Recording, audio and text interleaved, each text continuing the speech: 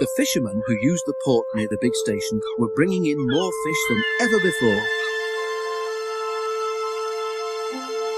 Each day the sheds on the quayside were piled high with boxes. Much of this extra fish had to travel by rail, so the trains which Henry and the other engines had to pull became heavier.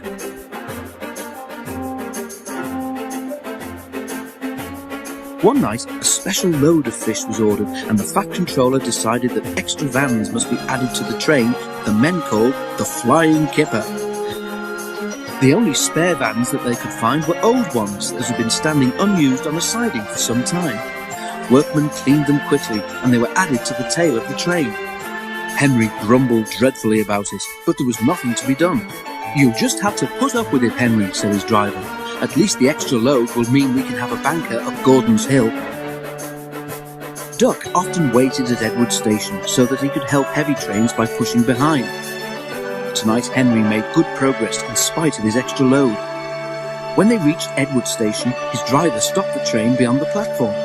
Then, using Henry's whistle, he gave the special signal which meant that he wanted help up the hill. "Peep, peep, peep, peep," whistled Henry. "I need a banker, please." "Peep, peep," replied Duck. "I shan't be long." Duck buffered gently up to Henry's train. He was not coupled on, so that Henry could run on without stopping when they reached the top. "Ready?" Duck whistled. pull hard, puffed Henry. We're doing it, replied Duck.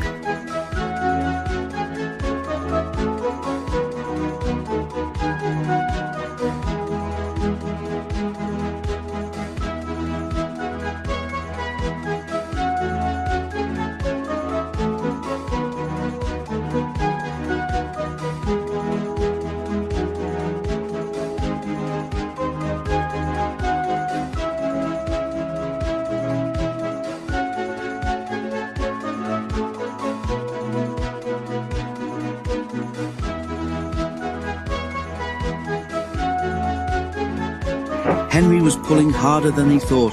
It was a dark night, and Duck felt the weight on his buffers slacken. Because of the dark, he could not see that Henry had taken the train on his own and was slowly drawing ahead. Duck's driver began to be worried. "There's no sign of a tail lamp," he said to the fireman, "but we must keep going." Duck whistled, but there was no reply from Henry. Henry, meanwhile, was going well, but his train seemed to be getting heavier. He had to keep moving, but he could not avoid slowing down.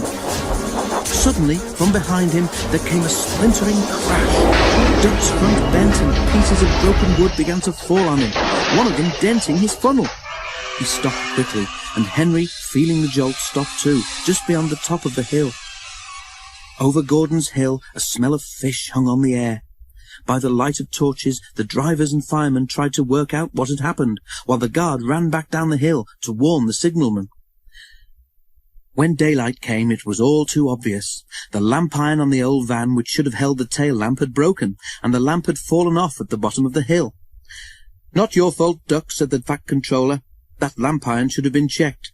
Don't worry, we'll soon have your funnel and front straightened out." "Thank you, sir," said Duck sadly. "Thomas told me once to be careful about fish. He was right, sir, wasn't he?"